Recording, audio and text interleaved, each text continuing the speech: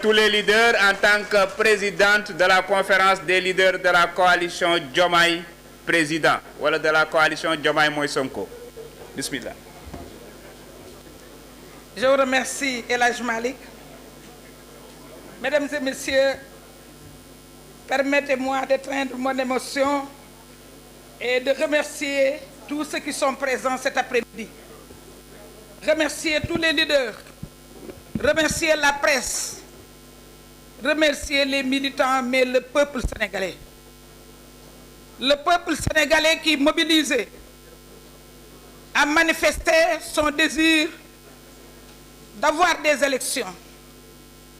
Le peuple sénégalais qui a manifesté une ferme volonté de sauvegarder son peuple, de le maintenir dans la de sauvegarder ses acquis, de maintenir les acquis démocratiques obtenus de haute lutte. Ce magnifique peuple a choisi, a placé Ousmane Sonko dans son cœur. Ce peuple intelligent a observé Ousmane Sonko, a suivi Ousmane Sonko depuis son bureau des impôts et domaines. Ce peuple a admiré l'abnégation de Ousmane Sonko, son esprit d'équité et de justice, sa façon de voir les choses avec équité, mais ses vérités. J'ai vu quelque part dans les réseaux les analyses de Ousmane Sonko qu'on pouvait appeler ses vérités.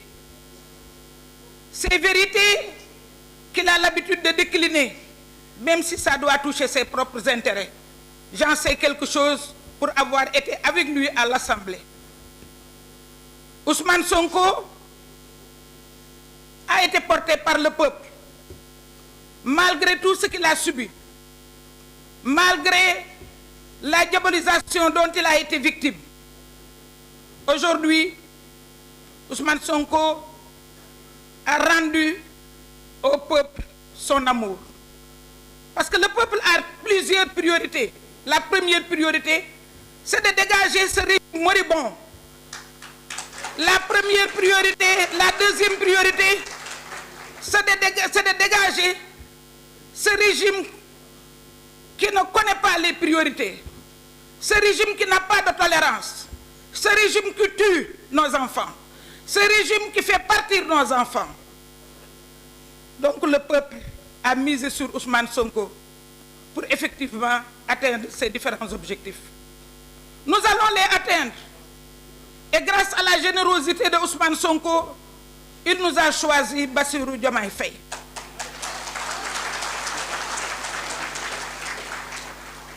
Aujourd'hui, nous avons pu parcourir rapidement le projet, mais nous sommes sûrs que la bonne gouvernance sera en bonne place dans le projet. Nous sommes sûrs que la réforme des institutions aura sa place dans le projet. Nous sommes sûrs qu'on parlera d'éthique, qu'on parlera de transparence, mais surtout de réforme dans la justice. Parce que nous avons tous été victimes de cette justice. Et loo xam-xam waaye li mu subir mu gën la koo xam. Sénégal ñoo bëggal seen bopp Ousmane Sonko. Tey Ousmane Sonko wane na li tax Sénégal bëgg ko. Ndax dañuy wax ku añaane sa doone sa deewit ñaaw. Ousmane Sonko yéene na nit ñi boppam. waaye yéena nit ñi li mu gën a wóolu ci àddina ak ki mu gën a wóolu ci àddina mooy Bassirou Diomaye Faye. ay na gor yoo xam ni dama koy bàkkoo toujours par rapport ak ñu nit bëgguñu politique. ma ni politique du ku nekk ko mën. politique générosité la. politique disponibilité la. politique yaatu la. politique bokk la. politique partage la.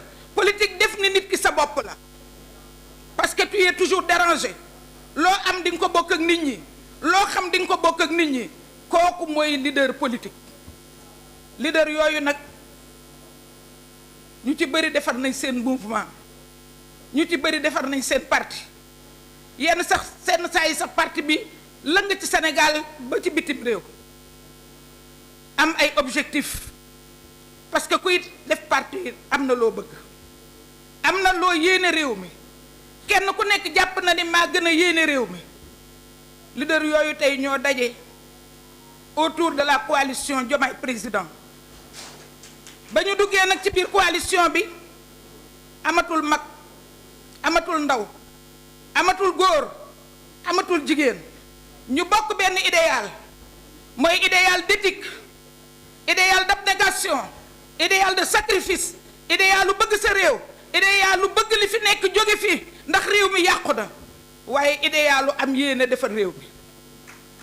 dinañ ko defar nag ndax ñu ci bëri Ousmane Sonko la ñu wóolu bu yàgg ca ba ñu bokkul ak moom parti bokkul ak moom coalition, bu yàgg ca ba ñu gisee ni am na xol ci réew mi, ba ñu gisee ni ñàkk na lu bëri ngir réew mi, ba ñu gisee ne daj na lu nekk ngir réew mi, privé nañ ko lu nekk ngir réew mi, teg nañ ko ci deram itam lu nekk ngir réew mi, waaye mu nangu ko ba tey réew mi tax newul bu dul man du keneen. Ousmane wanewaat boppam foofu, wanewaat boppam générosité, parce que générosité du jël xaalis maye, générosité mooy loo nekk da nga koy boole ñeneen. am na lu mu yéene ci réew mi, loolu mu yéene ci réew mi moom la bëgg ñu doxal ko ci Bassirou Diomaye. Bassirou Diomaye xam nañ ko, waaye ñun ñi am chance xam ko biñ ko xamulee it dañu ni ku Sonko seet mu doy na leen, ndax Diomaye mooy Sonko, Sonko mooy Diomaye. loolu moo tax leader yi bu ñu ko waxee militants yi la ñuy wax, parce que leader boo gis dafa am base, leader boo gis dafa am ay xarit, leader boo gis dafa am ay mbokk, leader boo gis dafa am soppe. te leader yi nekk tey ci coalition Diomaye Président décidé nañ ni kenn ku nekk mooy Diomaye Faye.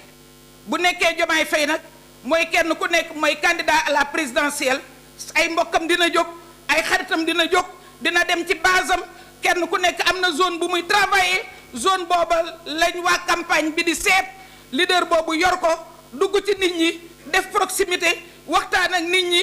suñu candidat neex naa jaay produit la boo xam ne soxlawul marketing, soxlawul jàng marketing pour jaay Bassirou Diomaye ci loyautéem, Bassirou Diomaye ci boppam, parce qu'il est très structuré, Bassirou Diomaye ci yanu projet bii nga xam ne moom la ñuy ñëw jox ko, Bassirou Diomaye ci ancré ci Pastef, ak li nekk ci Pastef ci vertu, ak li nekk ci Pastef ci jub, ak li nekk ci Pastef ci jaar-jaar, te ñu xam ko pratiquer ko.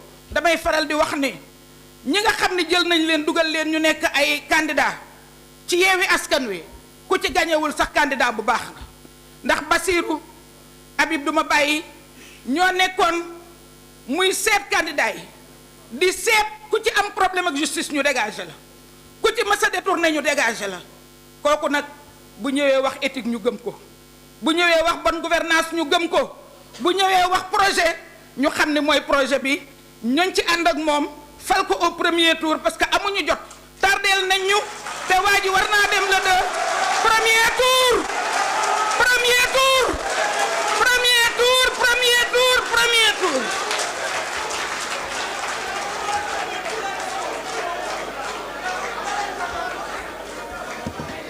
Merci beaucoup.